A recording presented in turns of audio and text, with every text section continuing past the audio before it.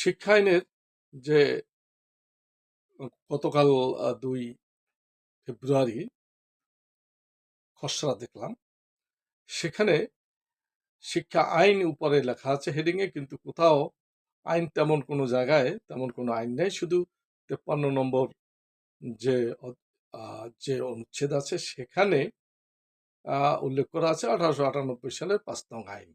এটা একটা অস্পষ্ট জিনিস, কিন্তু সেটা কে খুঁজতে যাবে, কে বুঝবে না বুঝবে, এগুলো নিয়ে অনেক কথা। অতএব এই আইনটা সুনির্দিষ্টভাবে প্রত্যেকটা ধারা সুবিন্যস্ত থাকবে, এবং এটা আইন যেহেতু এটাকে সবাইকে